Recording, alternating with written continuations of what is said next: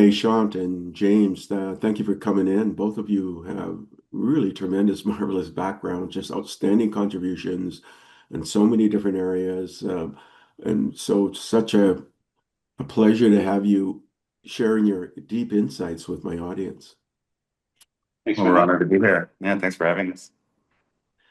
So the first question I'm going to ask, and it's going to be to you individually, and Chant first, and then I'll go to James. And what are three inflection points that really defined who you are today? And it could have been when you were 3 or 5 years old. It could have been inside, outside school. It could have been opportunities and challenges and things like that. But really, three major events that happened in your life that really has contributed to your great success you have. Um, oh, that's a good question.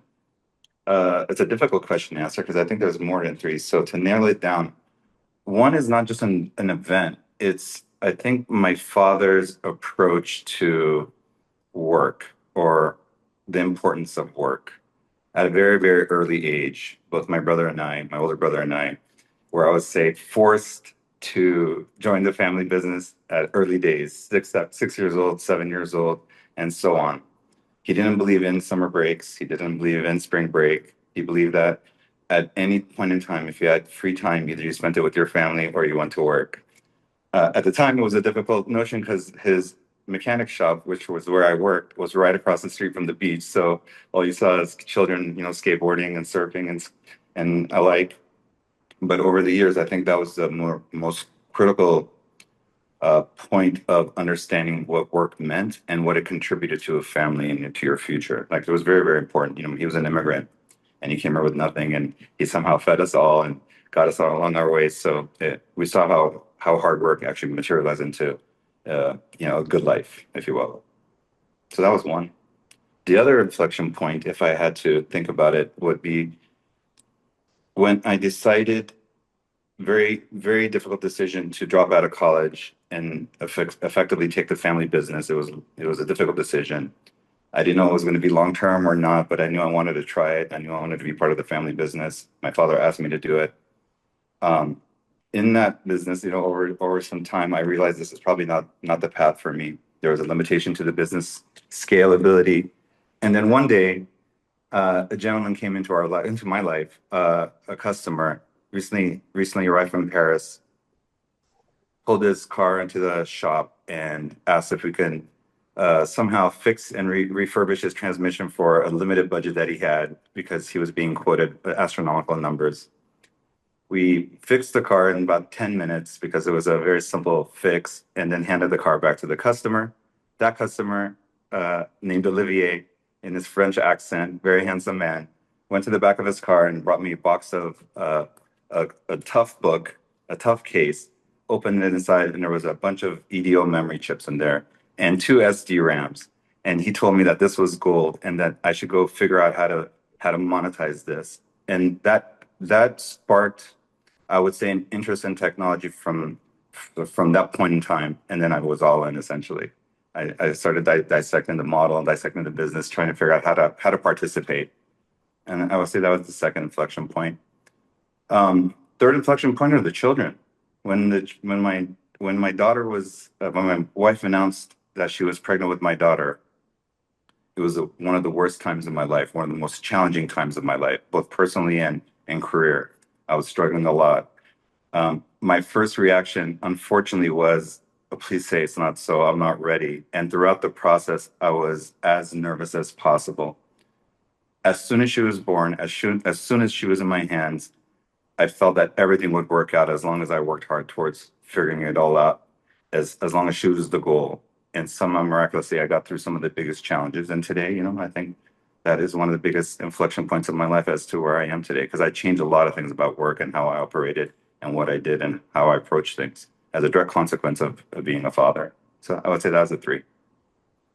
So it's kind of remarkable when you reflect on it. Your dad had this principle of just working really, really hard. So being very resilient and hard work and just putting in all of this effort and not really counting the time. And so that'd be instilled in you, this aspect of really focusing and putting like 300%. It's not 100%, it's like 300%.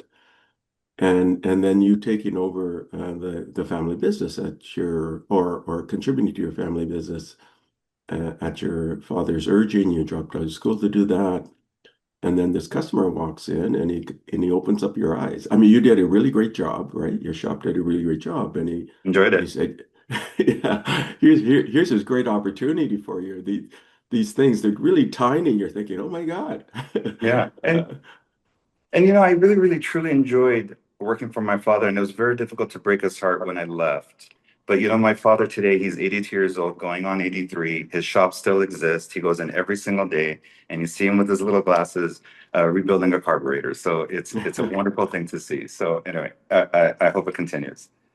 Yeah, and then you mentioned, the birth, your family, and how that really changed your perspective. And I saw James nod at the same time when you took that. So clearly that's an inflection point amongst many in James' life as well. So okay, James, if you can reflect, what are those three magic moments for you, or things that happened?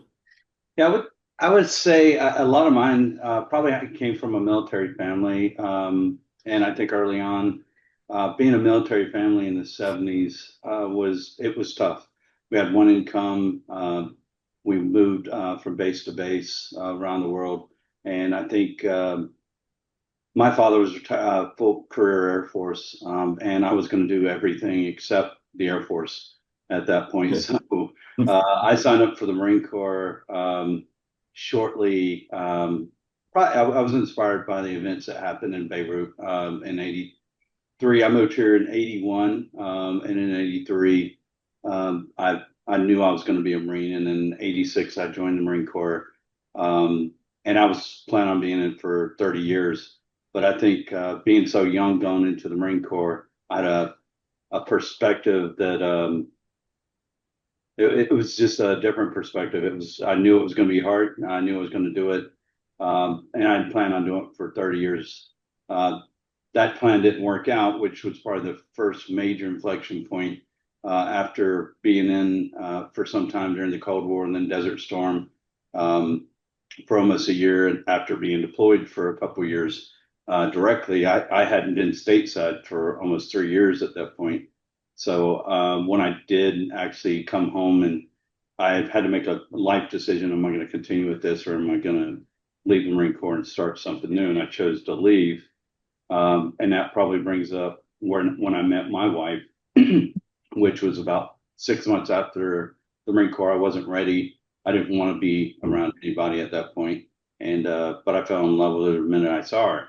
And I realized very quickly that one, I didn't want to be a day laborer or a laborer for the rest of my career, because I didn't want to have these callous, dirty hands to put on this lovely woman. So I started going back to I actually started college.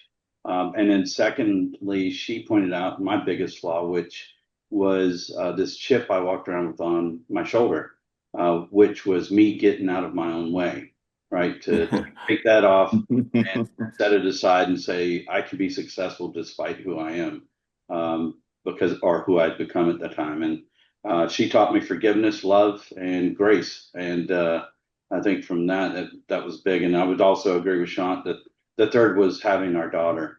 Um, and my daughter is the light and joy of my life, because I just got to see her get her first promotion at work, just finished her graduate degree last summer at Wake Forest. And she is one of the most driven young individuals.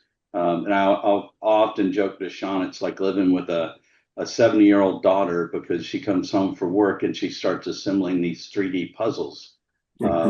She doesn't has no vices that I'm aware of, and she takes care of us like we're her uh, very old parents or something. So it's a joy to have her around, and I keep threatening that we're going to keep her in the house until we're gone. So, but I think those are From your lips to God's ears, man.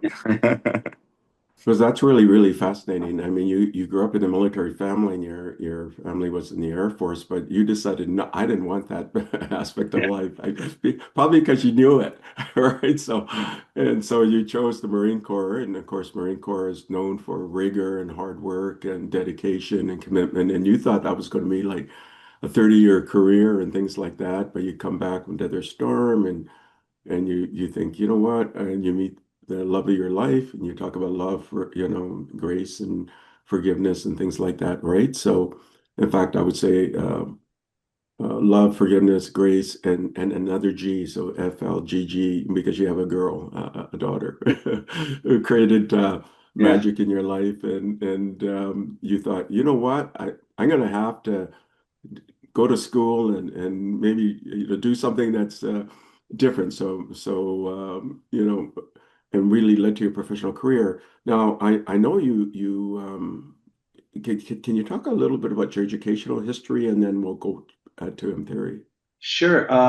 So I was never, I was one of those ones that never planned to attend college. I was going to be in the Marine Corps forever, and it was never something that was conveyed to me growing up. College was never mentioned. It was never an option because I think we were somewhat of an underclass where it just wasn't something that was viable.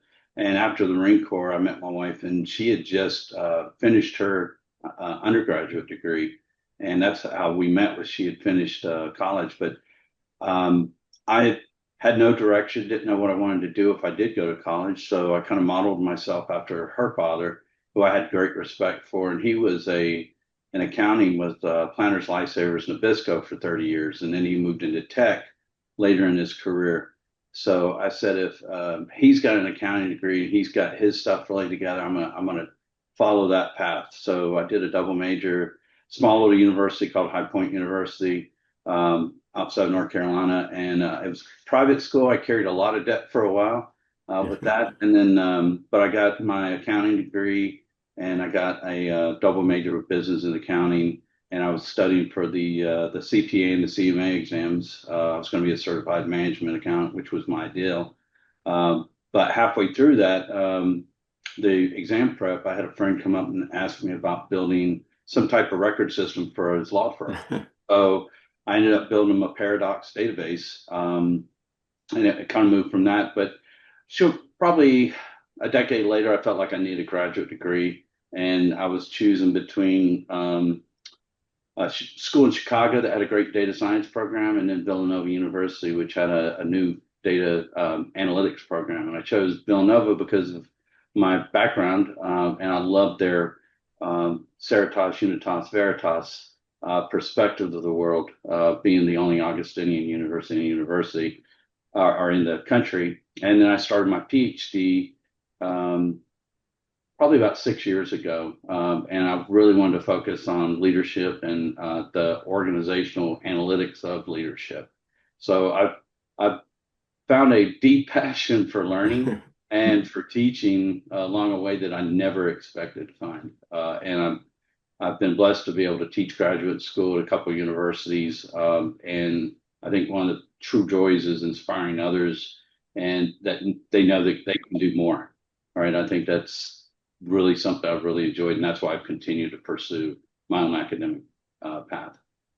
That's really, really interesting because your wife, had completed a degree and her father was a bit of an inspiration for you. You decided, you know what, I'm going to do this. And you went and got a business degree. And then later you got a graduate degree on the analytics kind of tech side. And then now almost finished your PhD. So it's interesting, your career arc. And we'll go back to that because you went to Microsoft. I'm embedded in Microsoft and in different ways, so we want to investigate that. But I'll go back to Chant now. Now, Chant, you realize these magic of chips and things like that, and it kind of opens up your eyes, and Yeah. you become like an OEM or distributor or something like that, right? Can you describe that sort of career arc, and then finally get into M theory, and then Yeah. we'll talk about why you and James got together, but let's continue your journey here.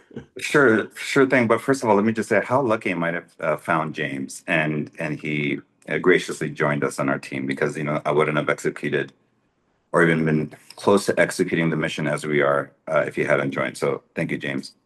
Anyway, let me go back to where we started.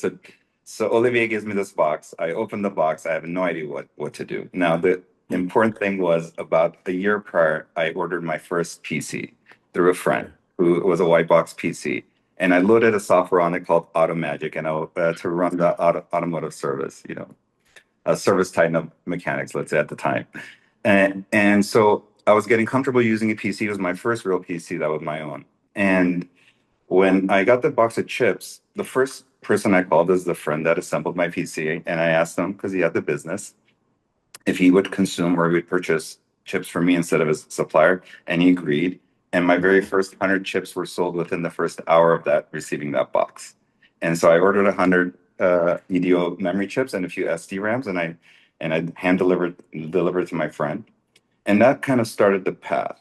Now, it was a very difficult business because I was trying to go wholesale. There was zero margin, nor did I know what I was doing. I hired one of the reps from Enterprise Rent a Car, which we would service at the shop, to come in at 6 a.m. every morning and fax price sheets to all the local businesses for me on my behalf. And then I would wait for the calls to ring during the day on my cell phone or my landline. And I started the path, but it was difficult. Then I decided that maybe I'm going to join the .com world, and with that energy that was or the momentum that I was seeing happening, I launched my first e-commerce site on a Yahoo store. It was called iBuytit.com, and then gotbyte.com, and then I started selling branded laptops and desktops. But then, sure enough, the margins were so low. I decided, what if I started building white box PCs and servers myself, and I started assembling them all myself, and literally in the garage. And I did it poorly, but I did it nonetheless, and I would ship them. And slowly but surely, I decided I was going to leave the business. Now, at the time, I didn't have a business model. I didn't have a business plan. I had an idea that was modeled after Gateway Computers. If you recall, at the time, Gateway Computers was, the Apple Store-like experience. You'd go get your gadgets, get your PC, get your laptops. They ran a subscription program on a laptop model, where you would pay literally $20, get an AOL rebate every month for 2 years, and swap it out for another laptop. I was fascinated with this. And I knew that somehow payments made sense to sell product. Now, the inflection points in the career are a lot easier to describe. So a short time after that, my father had taken some time off. He bought a little ranch, and he spent a lot of time at the ranch. And me running the business independently, I decided to change credit card processors to this new firm that essentially promised a lower rate. It was a very important inflection point. He sold me the payment machine, the processing machine, on a monthly payment, and then showed me how there was an ROI through the savings mechanism that I had. So I was very excited, signed the contract, received the processor. My father showed up and he looked at it and he goes, "Hey, this is something new." And I explained, "Yeah, look, father, I'm saving us some money." And he goes, "Well, how much did you pay for that machine there?" And I said, "I'm paying a monthly payment." And we calculated the payment, and the implied interest on the product was something like 250% because I was paying a monthly term. And my father said, "You didn't do anything very special here. You actually did something very silly and very stupid." Actually, it was more critical than that. And then I realized that I didn't contemplate the cost of the device when it was sold to me as a payment, when I could essentially uh, predict an ROI in the future with that payment. So then I decided to change the model. I decided, what if we just started soliciting lines of credit towards acquisitions of technology? And that kind of opened up the floodgates. I started, selling to small businesses, giving them a line of credit towards Dell purchases, and then going to Dell Financial Services and having them finance the transactions, and then just selling payment terms. And that lasted for about 10 years. But essentially what it did, it created a little VAR business, value-added reseller business, where I started essentially selling everything that you could imagine. I signed up with a distributor called Maricel, if you recall that in El Segundo. It was one of the original Ingram Micros. And with Maricel's catalog, I effectively could sell and finance anything under their umbrella. And that lasted for literally about a decade. And then there were some additional inflection points at that point I can get into. And then what led you so let's continue in this journey though. What led you to then the different steps to M theory and then what you're doing today? So sometime around, again, the model of selling finance towards technology acquisition essentially eliminated the friction for our customer. So we would establish a line of credit. Throughout the year, they would just give us their request they wanted to purchase, and we would just tack it on to their master lease line, essentially. So we ran programs with the Cisco sales teams. We ran programs with SAP partners that were selling SAP Business One. We would sell them the SQL servers. They would load their software, and we would deliver it as a supported cost monthly payment, fixed price for the entire solution. And I saw the power. But sometime around 2006, the credit card market started tightening up. I saw the crunch ahead of time because at some point around 2006 and 2007, rates started increasing on the transactions, and only A paper and B plus paper was kind of getting approved. And we were having challenges approving the transactions that we were approving with the same lenders, with the same types of credit, 6 months prior, a year prior. And then right around that time, 8x8 had launched their new phone system to compete with ShoreTel. It was the first SaaS phone system. And I was fascinated by that phone system. I ordered one quickly. It was $25 a month. I plugged it in. I had an auto attendant. I had call queues. I had everything that you wanted for $25. I was blown away. And then Salesforce launched. And then that was a direct hit towards SAP Business One, the CRM aspect. I saw ERP in the cloud forming pretty quickly.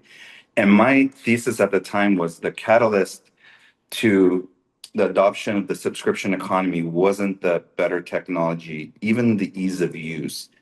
The catalyst initially was catapulted by the fact that the credit crunch was imminent, and capital constraints drove customers to a rental subscription model much faster than it otherwise would have if capital was free flowing at that time. So I decided, well, that's going to impact our value-added resell business, the business where we sell hardware and perpetual software. So I need to come up with a new model. The model then was, well, what if we can do what Salesforce is doing to software to hardware? And what if we delivered a mission-critical infrastructure, servers, storage, networking, and deliver to the customer all on a monthly payment and supported it at the same time so they never even had to think about it?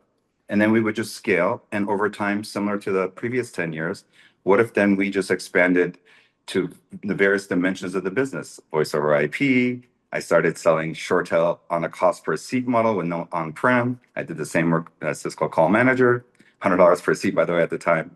And no one was doing that. And so that showed me the really true power of subscription. And then sometime around 2010, AWS was gaining momentum. If you recall at the time, folks weren't putting credit cards on a browser yet. They weren't trusting it. So we became the private cloud guys. And for the first time, I realized, wait, we're not really competing with like financing or friction model. We're actually like competing with AWS, and we're really a cloud model here. So we need to scale and expand the cloud. And so we started delivering all sorts of technologies, EMC, Dell, ultimately VxRails, Nutanix as a service, Meraki as a service, Juniper as a service, whatever you could imagine. But then we were short and late to adopting Office 365. I was dead set on competing for some reason on the private side, and I was wrong. And then I made a clear decision to go all in Office 365 today. I'm very proud of the practice we have today. And then over time, I realized that wasn't enough. There was multiple dimensions, hence the name M3. The whole thesis was, what if we can orchestrate everything technology for an organization as a single point of contact, single support, single mechanism where friction is always eliminated and you scale as needed and downsize as needed. And you just played the long game with these customers, and it effectively worked. So then in 2019, we attacked a major breach for one of our notable customers. We have some few notable customers at the time. We didn't know what we were doing, but by the grace of God, I had two team members that were from Fortinet. I recently posted online, actually, this story because we were at the RSA show representing a few brands that I adopted at the time. So I went all in, built a SOC within 6 months, brought on a vulnerability team, and then today I'm very proud of security operations that we run in this organization. And then fast forward, the other main inflection point is where we are today and why James is here today.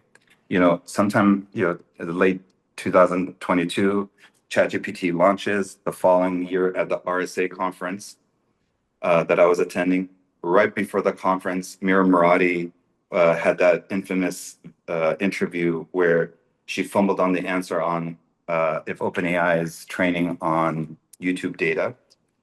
And that kind of sparked a storm at the RSA show of trust. And throughout the event, I kept asking, notable people or people who had decision-making power, would you trust your data in OpenAI or in this new world? And emphatically, everyone said the same thing. Mission critical data will not go into the cloud to have AI enabled or machine learning enabled on it. So I came back from the RSA show. We were the guys that created CapEx as a service. That's what we called our model in 2007, and that's what it is. So I decided, well, what if we just take our model, our existing model, load some NVIDIA GPUs in it, and see if we can just deliver a contained, sovereign AI stack. But then I realized that definitely wasn't enough. You needed data engineering, you needed data science. And I asked my friends of friends, and they introduced me to James. James and I collaborated on a couple of projects. He advised us on many, many things and really educated me of all things data. I had realized that I was a fool that I hadn't even entertained that most important dimension of what we do is databases and data. We didn't even have a DBA service at the time after 18, 19 years. So anyway, James teaches me everything, opens up my eyes. In 2025, March, we acquired data center, 25,000 square foot, SOC 2 Type 2 facility. And it's got a lot of space, it's got a lot of power, we're ready to go. And I showed and explained a path and a vision to James that he couldn't avoid. And he jumped ship sometime in August, and September 1st joined us as our CIO. And today we're delivering a product called Synthetic AI, single tenant infrastructure as a service. We call intelligence as a service, loaded with data engineering. And James and his miraculous team, builds your pipelines, builds your ETLs, builds your RAG layer, does your agentic models, and then delivers you true contained AI. And at any point in time, you generate your own tokens, consume your own tokens, and let all AI experiments bloom at will and scale one hyperconverged node at a time. And we are very proud of that, actually. So, and I'll pause there, I guess. Yeah, I mean, and that's just a marvelous, what you've done and what you've built over the years, and this continuing evolution, and now a full trusted service, right? And complete everything. So Also, everything you so hey, the parent okay. company is called Singularity for a reason. So, yeah. So anyway. So James, now describe your sort of work arc, right? Because you ended up at Microsoft, but how did you end up with Microsoft? Oh, wow.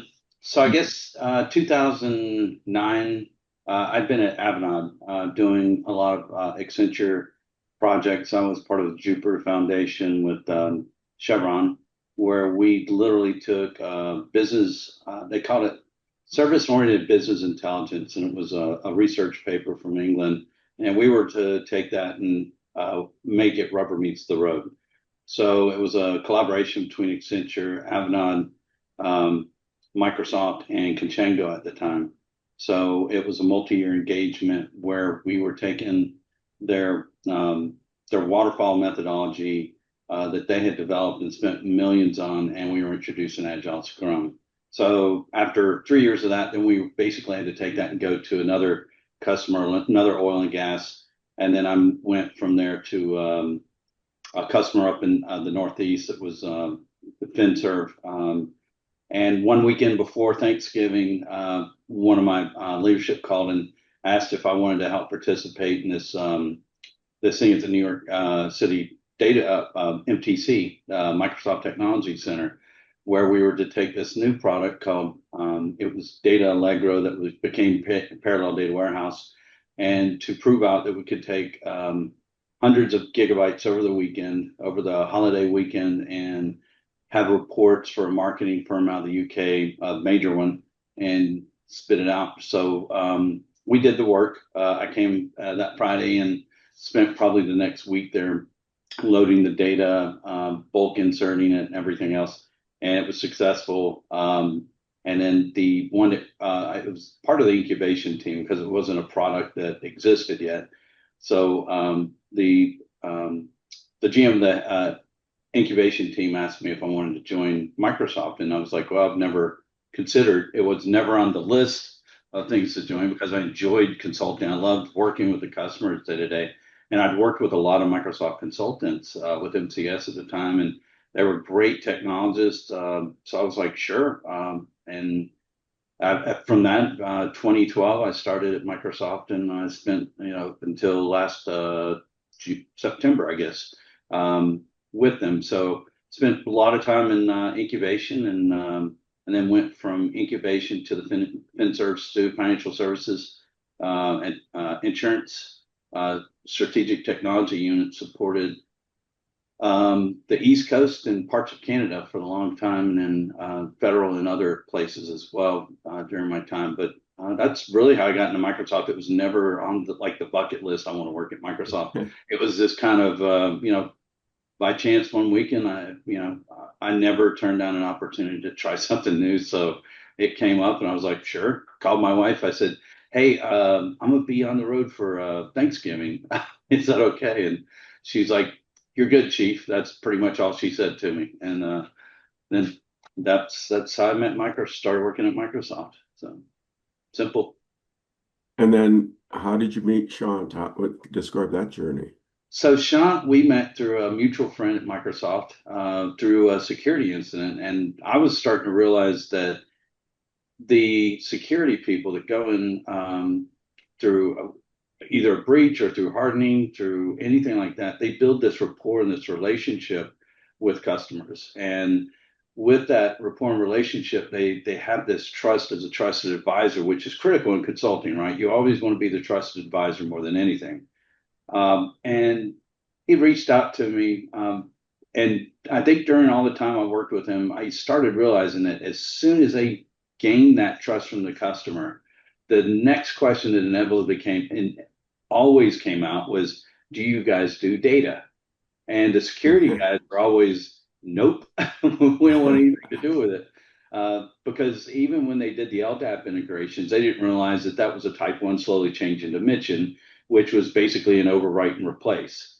But it was still a structured, whether it be a recursive type architecture, but it was a very structured architecture. And I think they just didn't realize you do data. You just don't have the vernacular to understand it in their terms. And I started going, wait a minute, you do data, you got me. So that's really how we started talking, because at Microsoft, for better or for worse, most people have what's called the side hustle. I'm pretty sure the Gen Xers invented the side hustle because we like to keep sharp even when we move out of more technical roles. And it has nothing to do really with money. It's typically because we want to keep close to technology, even when we start moving into different levels, because it's our passion, right? We do it because it feels right. We like to solve challenging problems. And so going forward a little bit, this resource introduced Chant and I loved his personality. I loved his attitude about nothing could beat us. We can always solve problems together. And I don't think I've ever had a bad day with Chant.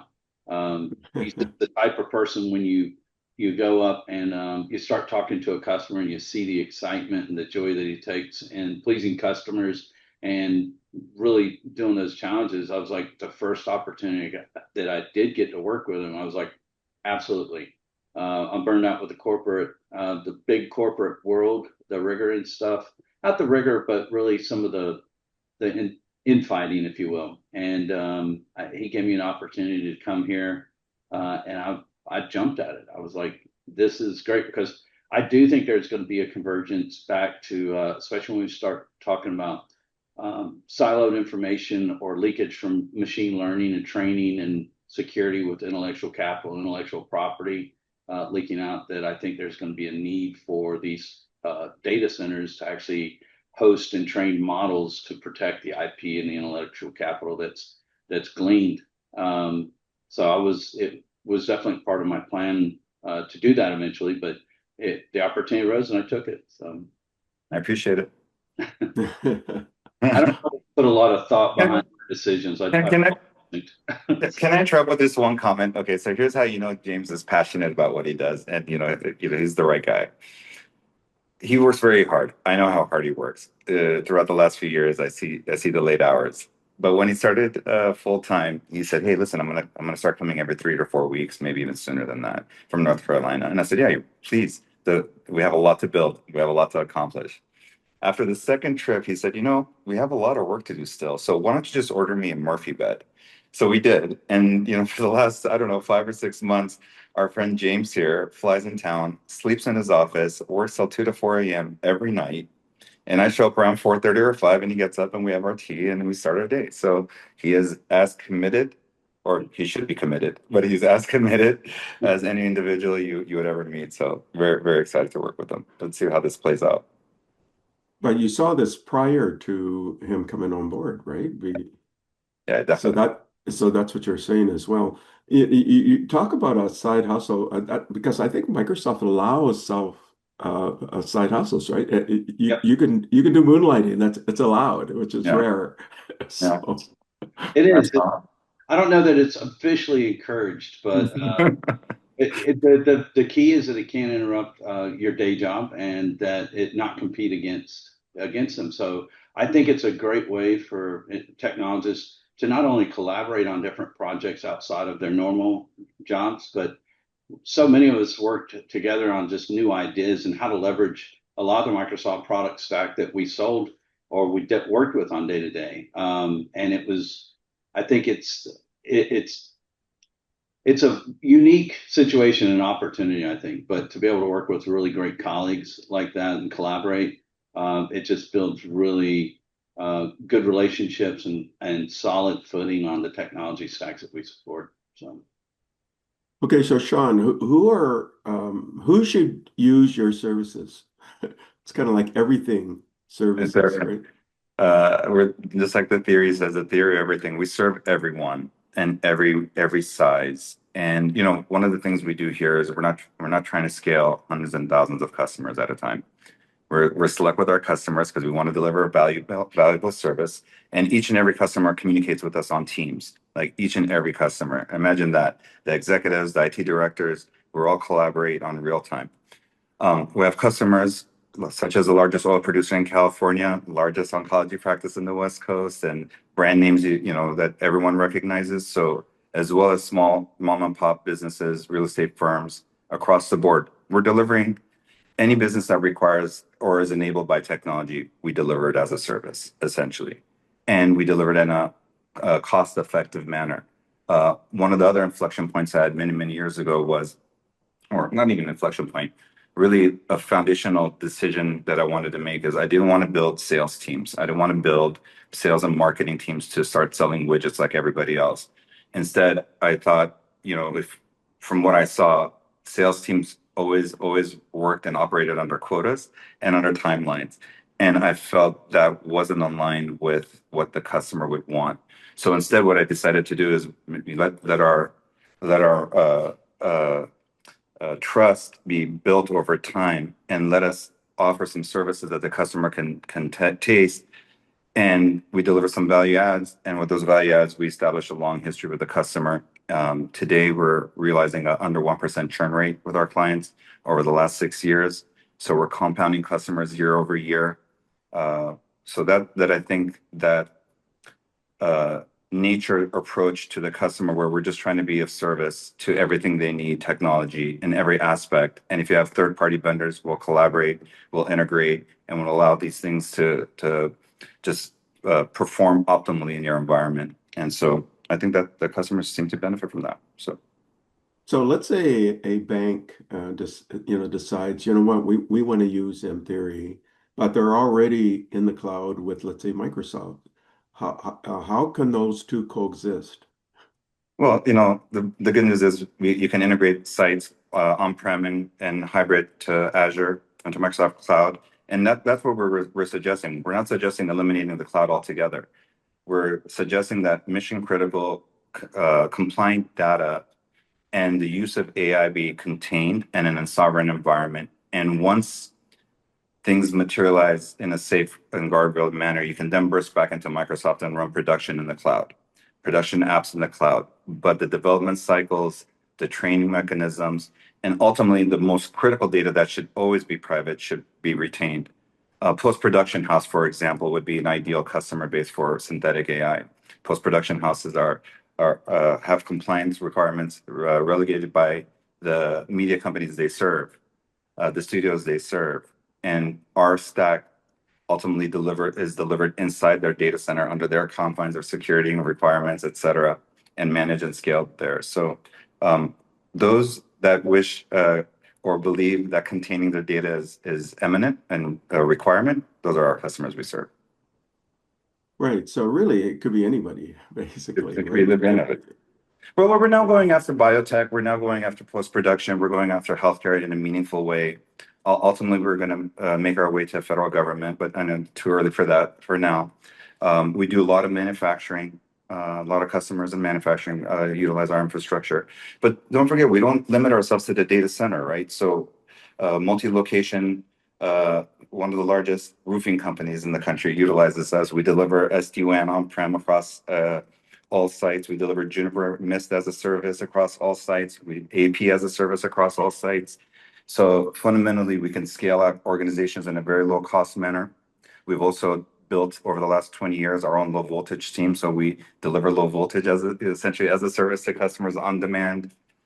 We serve a lot of private equity and portfolio companies and their portcos, both as customers and as service providers to their portfolio companies. And James, if you want to get into a little bit about what we do for PE firms, I think that's actually one of the more interesting use cases today that we're seeing. Yeah, if Stephen will allow, yeah, the some of the stuff we do is mostly in the cloud. The data engineering side, what we do is we have management consulting. We take kind of an Accenture approach, a very methodical approach to understanding first the business that they're doing, what they're trying to accomplish. We also do some qualification of do you have a scope? Do you have a business plan? Do you have an executive sponsor? Do you have budget? Right. So some of the simple qualification, and if the primary drivers are that if you have a scope and vision of what you want to do, and you have deliverables, and I always tell the team we have to have an executive sponsor, someone that's willing to be the single ringable neck, and that's willing to take some risk on the decisions that need to be made. Then we probably have a good starting point. And with one private equity, what we did was we basically reinvented the tear sheet approach to their their tear sheet process. So we had to go through secure APIs to navigate both in Europe and the US, and then pull all these tear sheets into a lakehouse without interrupting the business cycle of the analysts that were completely using these on their day jobs. And ultimately, what we did was we consolidated about 735. We built a business process that gave a really solid feedback loop to let any of the analysts know if something was out of compliance or not within the business boundaries. Pretty rich reporting in Power BI on top of Fabric.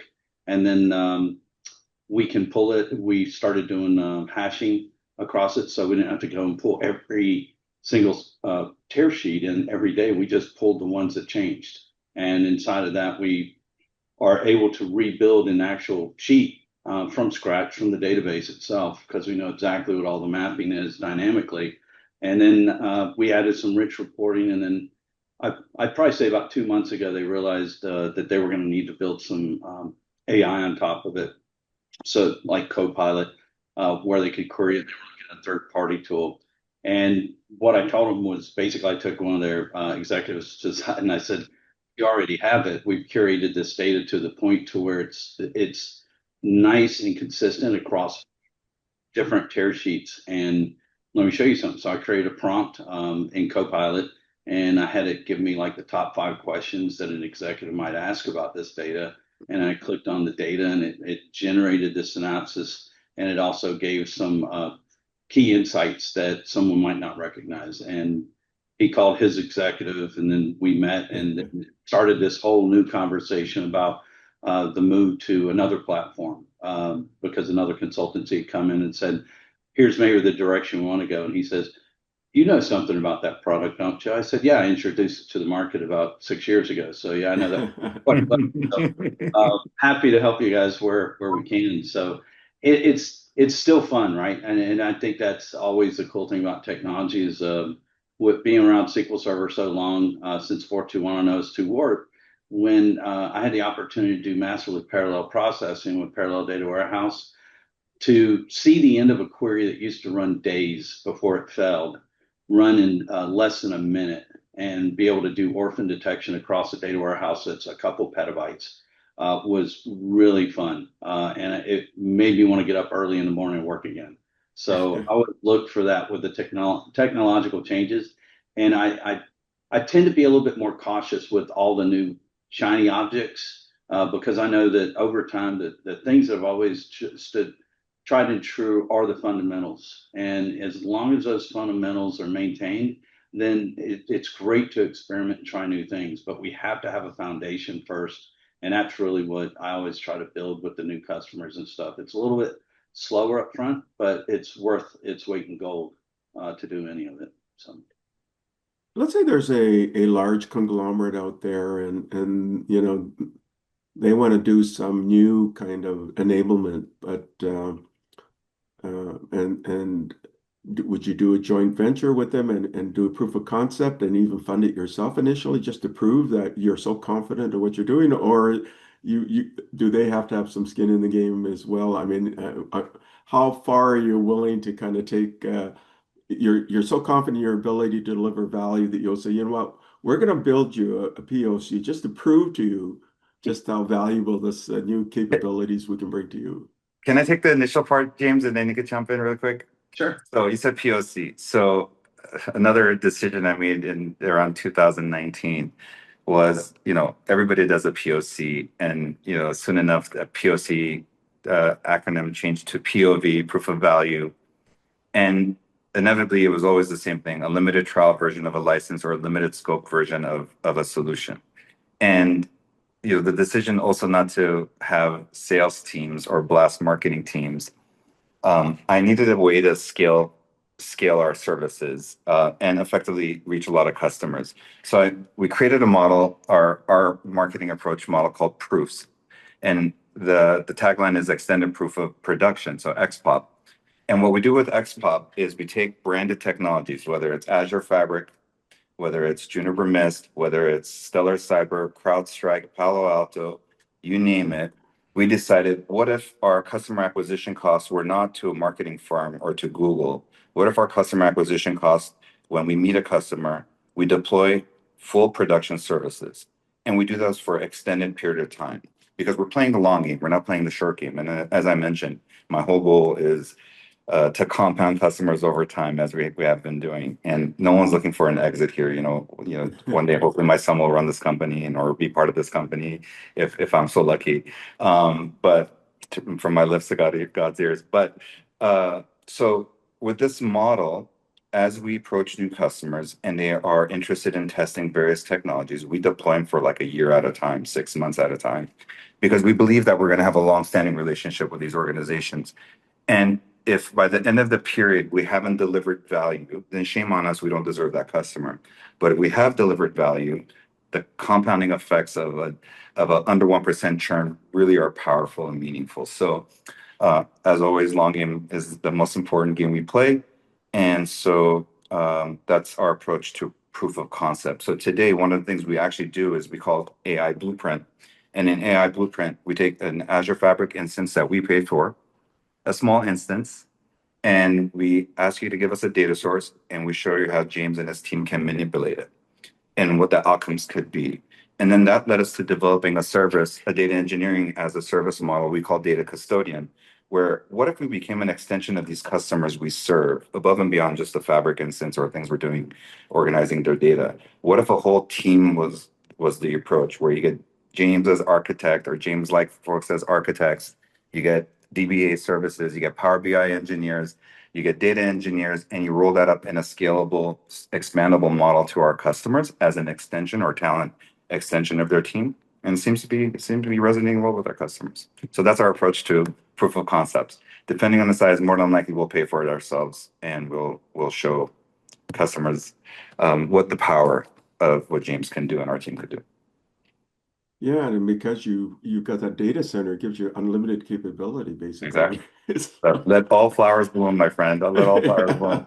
Yeah, I look Yeah. at it more as being a consultancy. It has a data center at its disposal. So when I look at the proof and the value that we add to our customers is rapid prototyping, and collaboration and partnership is key, right? So again, we're not wanting to come in and sell you something or build something and leave you hand. I want it to be a relationship that we evolve over time, and we both have skin in the game, whether it be the technological skin or some investment, whatever it needs to be. But it's this is still fun to everybody that works with me. The people that I bring on are excited to be behind a keyboard, doing data engineering, doing very helpful work because they love discovery. To hear them, these younger folks get super excited about, and I'm not a big fan of the super excited term because I heard it for so long, but to hear so many people just really light up, it's like teaching graduate school and having a student that it clicks with them one day and they get it, they understand it, and the joy that they have because once they get it, they start really thriving and loving it. And to see customers do that is a pure joy, I think, to all the folks on my team because they put their hearts into the work they do. They take mistakes personally and they try to prevent that as much as possible. But it's part of growth. And I do have a growth mindset and a fast culture, which I think is key to success. So. Totally. And to add to that, we're a consulting firm that's competing with the big five today, again, because of James, just to be clear. We have a data center at our disposal. We have hardware at our disposal. We have infrastructure at our disposal. But we also have a very robust vulnerability and security operations team 24/7 that's at our disposal, on top of an Office 365 management team, on top of a cloud team, on top of a low voltage team.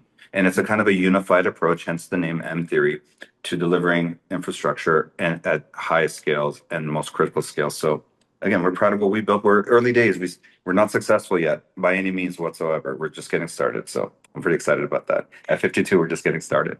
We're the perpetual startup, bootstrap startup. That's gonna stick for a long time. And in terms of your development stack and things like that, do you use Microsoft technologies or what kind of technologies? I'll let James speak. So we do a lot of open source, but we do use a lot of Microsoft technologies as well. Fabric, we kind of chose because I compare it. I remember the days of Access 2.0 when it came out, and it kind of changed the world of engineering. And I see, as part of some of the early bits of Trident before it was called Fabric, and the Spark engine itself is great. Databricks is a great Spark engine. It's a great platform. But we do use a lot of open source, Delta Lake, Data Lake, Lakehouse, Lake Database, everything that goes on that. But when we get to the code, we moved to, I think the tools like Data Factory we use more for orchestration. We use Activator for the notification and for the escalation. But traditionally, what we'll do is we'll use notebooks in Jupyter, whether it be PySpark, PySQL, probably mostly Spark and Jupyter. But we do use a lot of open source to connect with the APIs, and we build like robust communication between the different notebooks. And the orchestration engine is great as well. But it's a good platform, I think, to start with because it allows you to scale and ramp up as your resource needs grow. And Microsoft's always good about giving you the proper tools, I think, for seeing and measuring what your performance is, where your peaks are, where your lulls are, and also where you're having to burst that may cost you more. So we like that part of it, the software as a service approach versus a platform as a service where it requires the customer to have more hands-on folks that they may not have the skill set with these smaller PE firms that have very lean IT shops. So again, we do a lot of it for the customer needs and also to make sure that their supportability is reasonable. So. Have you played with things like OpenClaw and NVIDIA came out with Nemo Claw, right, which is for Yeah. enterprise. Yeah, we've had several discussions around OpenClaw this week. Yeah. I think we've got a lot of customers that are still evaluating which LLM models they should use, how they should use them, how they should put guardrails on, whether or not they should have guardrails is always the discussion because as a researcher, I think one of the biggest concerns is that if there's guardrails that are too tight, and I'm doing research that if I ask it to take my work and do an analysis against it, is it going to change something that's really important to my research? And that I think as a researcher, that puts some fear in me. But as a business person that's dependent upon that and knows that their users may not review that, put eyeballs on paper, that they may just trust it blindly, and that's a terrifying piece. But I think if we're leveraging the right tools and making the recommendations to the customers that are flexible in nature, then giving some guidance on how to leverage the tools as augmentation of their folks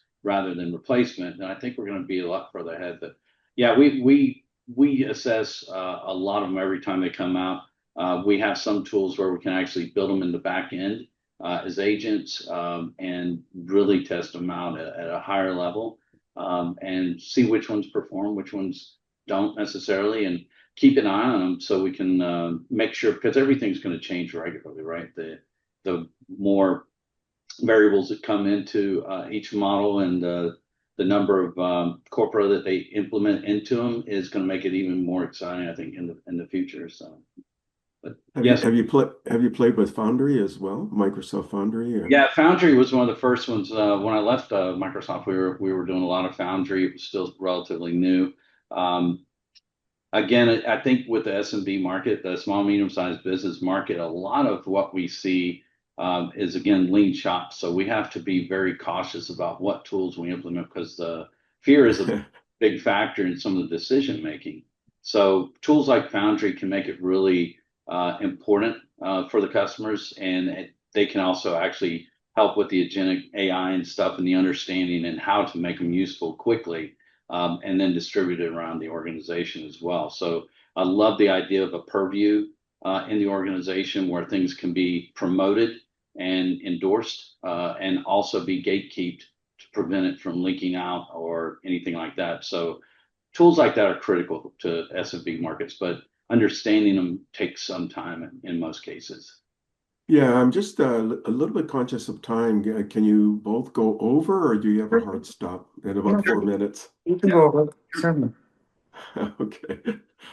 So you there's I mean I came back from YPO. I did YPO Edge, and that's their private conference. I have to be careful what I talk about, but in their in their sort of summaries of some of the things that happened at the conference, it was very AI centric, and I was on stage.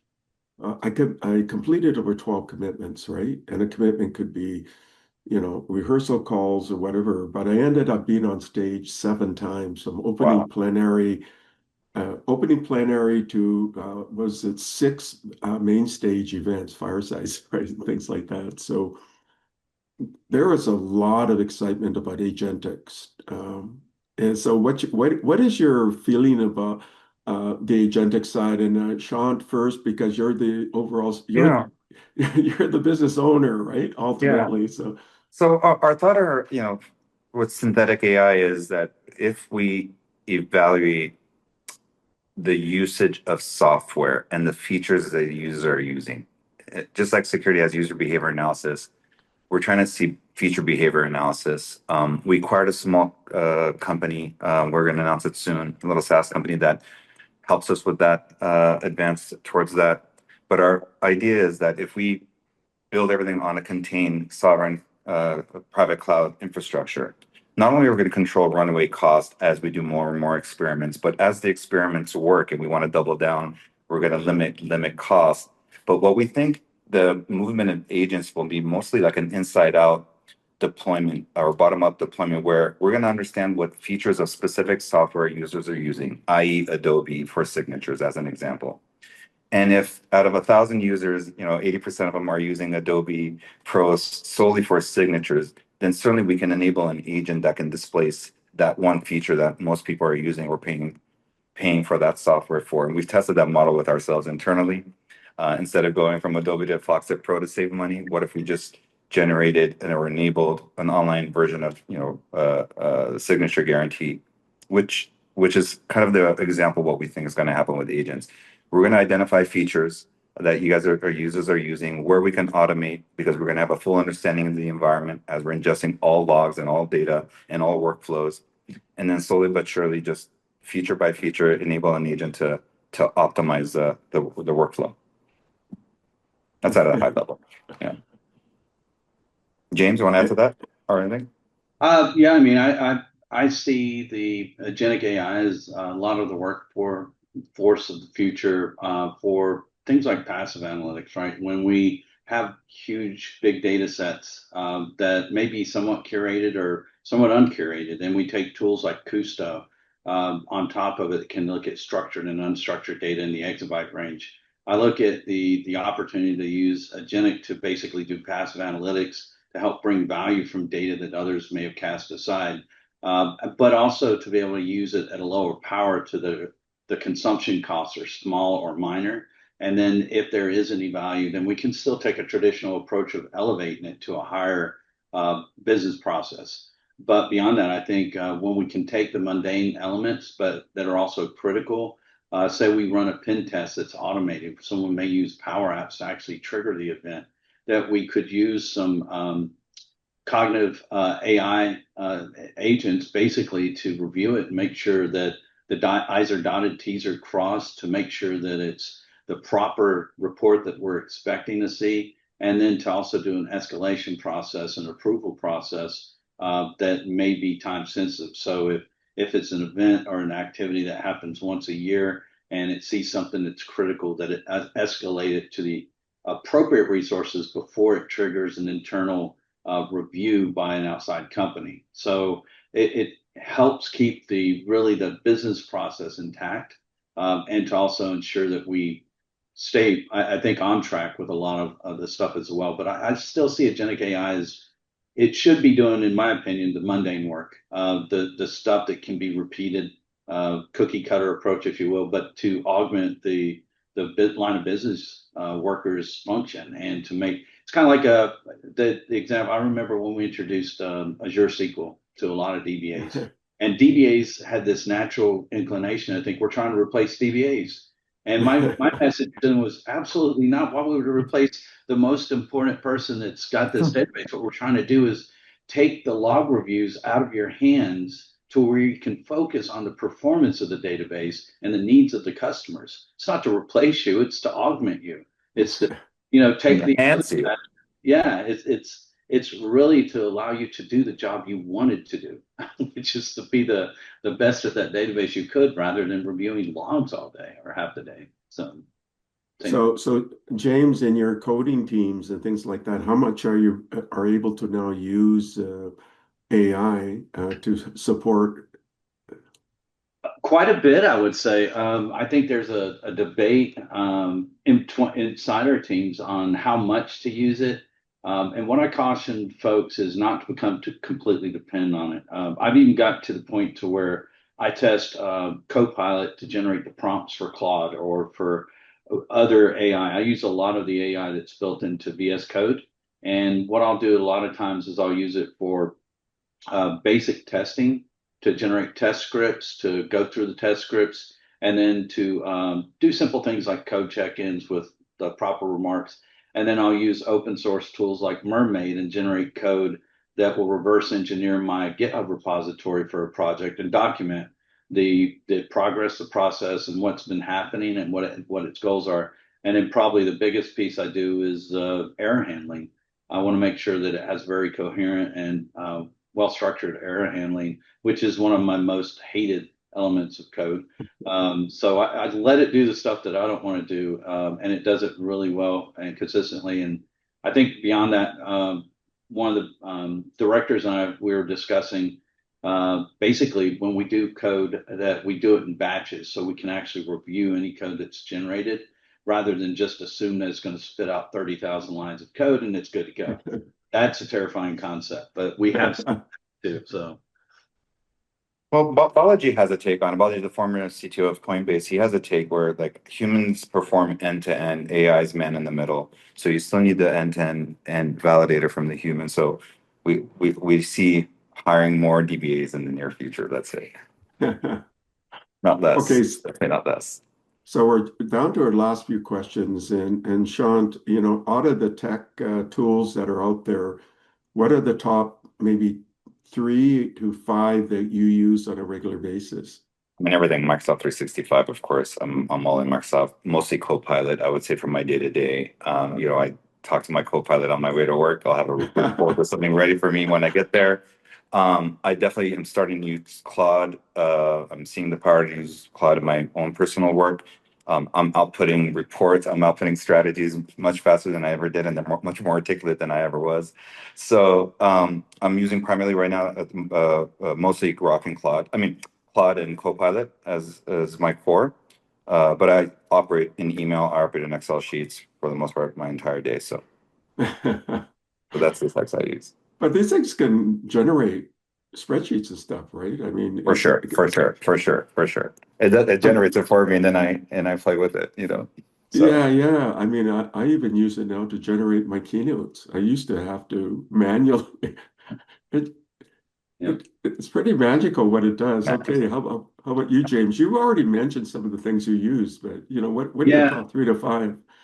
yeah, I'd say probably the top one is VS Code is probably what I use more. And what I like about it is that VS Code's free. It runs on Linux, Windows, Mac OS, and then of course the different packages that I need, whether it be React, um, or SQL Server, MySQL, Postgres.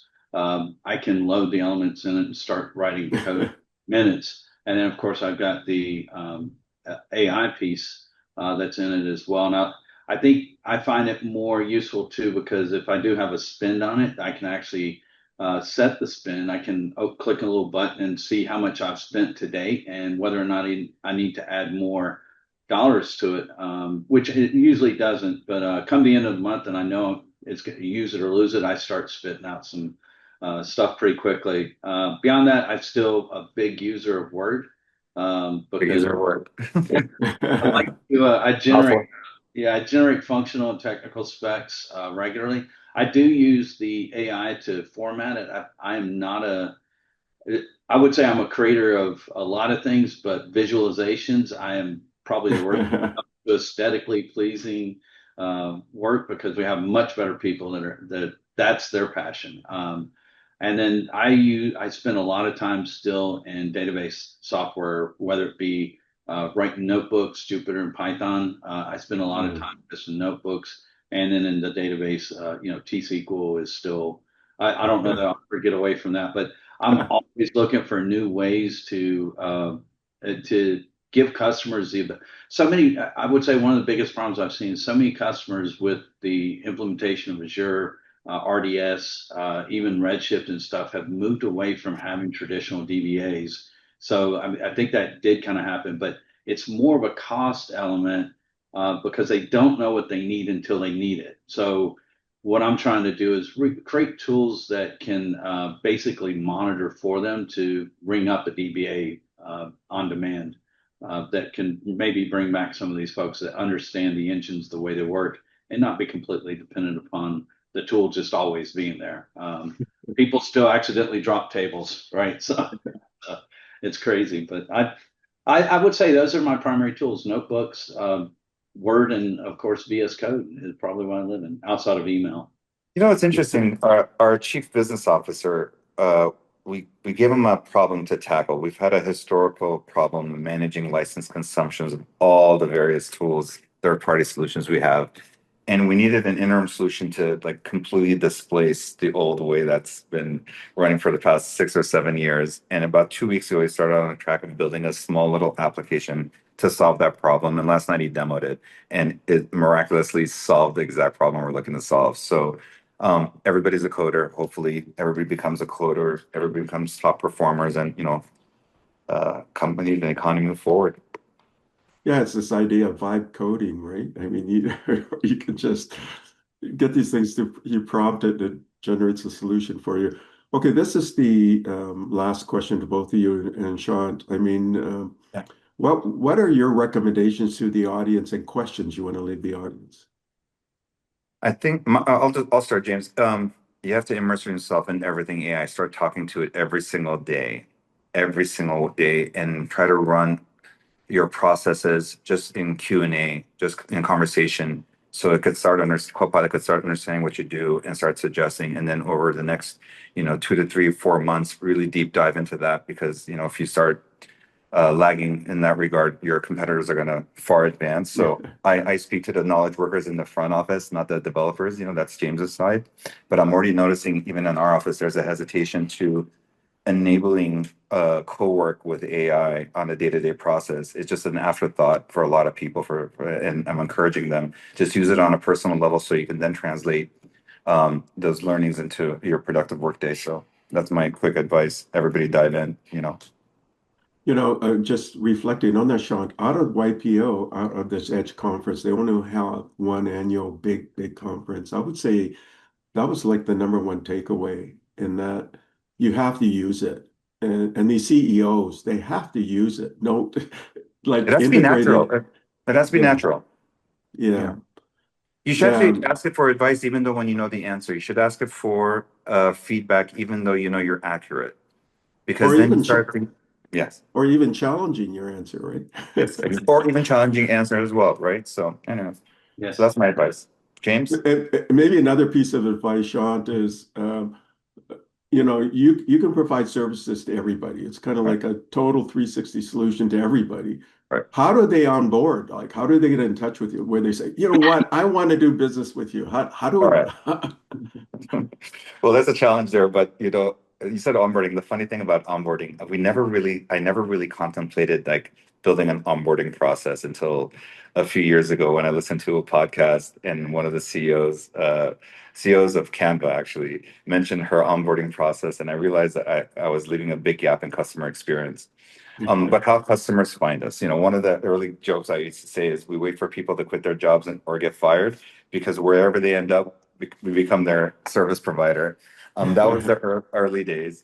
So anytime a company was acquired and through PE, or private equity, we saw mass migration of users going to multiple locations, and we'd get 4 or 5 new customers almost effective immediately, right? Because they're all decision makers that we deal with.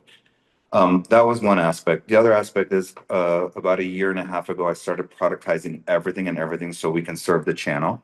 And we slowly but surely, last about 2 years ago, started serving the channel. We're scaling that heavily. Uh, but I think the core right now is coming primarily from various private equity shops where we're servicing their portfolio companies, both in delivering lower cost solutions and standardized solutions across the board, but also tier one solutions. That led us to developing a service called Diligence as a Service, or D squared Diligence as a Service, where we become a diligence team on demand for PE firms. And then as we engage those firms and identify risk and build roadmaps, unless it's pencils down and the deal's moving forward, we help with the transition services agreement, and have a unified approach to the technology we serve across the acquisitions as we bolt them on. So that seems to be delivering a decent deal floor opportunity floor for us. And they all come to our desk, right? We don't have a sales team, as I mentioned. We have a revenue operations team. We set up a call. We discuss the future. We discuss how we could help, and we start everything we do with whomever we onboard with baselining things across the board. As an example, we automatically give everybody a penetration test. If they're coming to us for a meaningful service, we give everybody a Microsoft Zero Trust test assessment, and we provide a report, and we say, all right, here's what 3 years could potentially look like. Here's a potential budget. And then we identify prioritization, and then we execute where possible. And if the team or customer we're serving has a competent team, we hand deliver them a strategy that can execute themselves, and we're on standby when they need us. So everybody talks to, meaningful talks to James and I or to the other leaders of our organization. And we're scaling, 5, 6 customers at a time, not 100, not 1,000. And that's kind of what we want to continue the cadence for now. But let's say somebody out there that's not part of your referral process or in your relationship network, and they see this interview and they go, "How do I engage with you?" They can go to your website. Is there Right. an intake form of some sort to say, Yes, "Hey, I'm yes. interested"? There's definitely an intake form on the website. There's also a sign up sheet for proofs. We just relaunched our website about a month and a half ago as phase zero. There'll be another phase one relaunch, but you can actually sign up for a proof of the major brands, CrowdStrike, Stellar Cyber, Palo Alto, Juniper, and actually have us test it out literally for a year at a time and let us scale. We're very selective on who we serve, and so we're hoping, a good portion of the customers that we want to serve come our way. But And like you every s- and like you said, you have a compounding effect because your churn rate is so low, right? yeah. I mean, so that's Well, amazing. No, yeah, it's funny when you don't try to sell widgets. Customers don't leave for economics only necessarily, right? They see value, and so right. widget sellers are great. They move the economy around. We're trying to do a lasting thing. One of the other inflection points is, we for a long period of time I was gearing the company for exit. I had this grandiose idea that, I can take the earnings from an exit and then start something even greater. But then I realized I don't know if there's anything greater than what we're doing and important what we're doing. And the notions of exit I am completely eliminated about 3 years ago.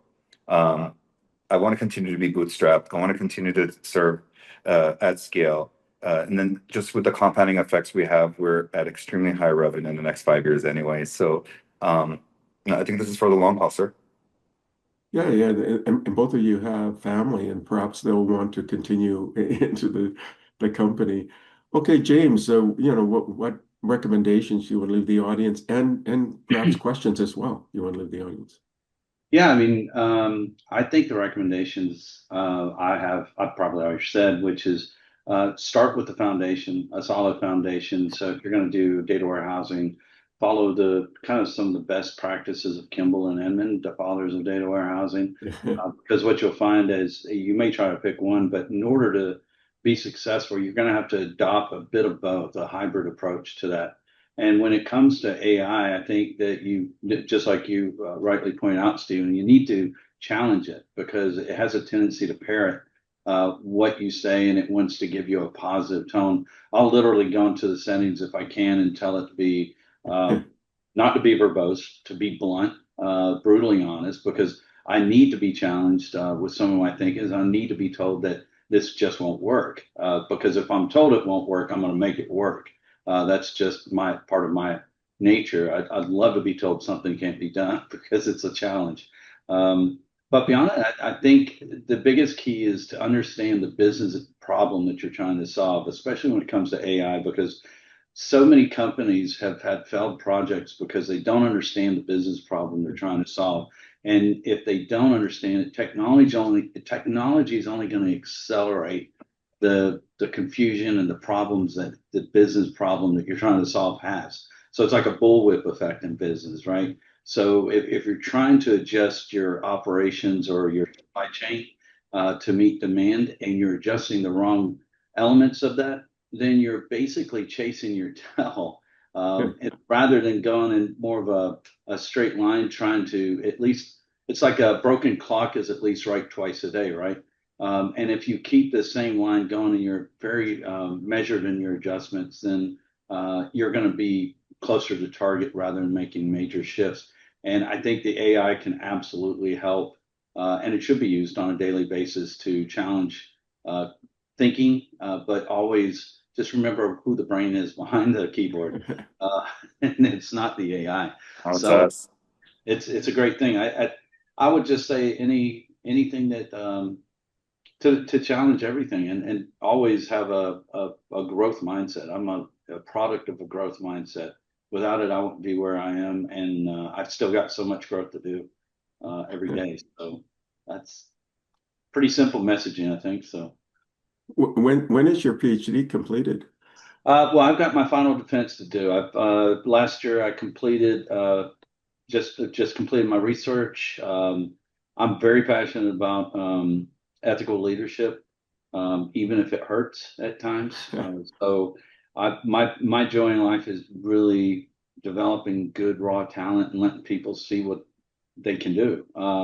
It's not about ego. It's not about anything other than just seeing. I think a lot of us as leaders, we see what's gone wrong for a lot of times. We see pandering. We see a lot of different bad management styles. But if we start from a foundation of ethics, that we can actually do quite a bit. But my PhD will. I've got my advisor is actually recommending that I just completed chapter 5 of the final dissertation. All my exams are done, final grades are in. It's just really the final defense at this point. So I've got to do the abstract and just touch up. So and defend it. So I'm looking forward.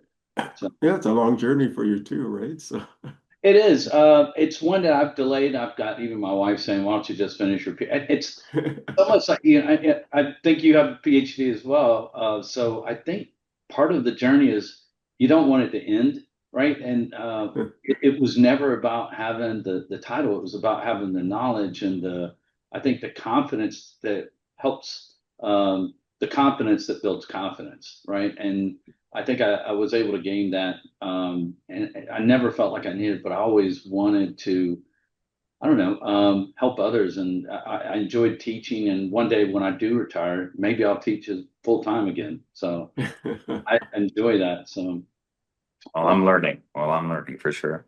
we're all learning. So well, I want to thank both of you for sharing all your wisdom and insights with my audience, and thank you again for coming in. Honest, sir. Nice to see thank you for having us. It was great being with you, Stephen. Great being with you, Stephen. Bye. Thank you for listening to the Brand Called You videocast and podcast, a platform that brings you knowledge, experience, and wisdom of hundreds of successful individuals from around the world. Do visit our website www.tbcy.in to watch and listen to the stories of many more individuals. You can also follow us on YouTube, Facebook, Instagram, and Twitter. Just search for the Brand Called You.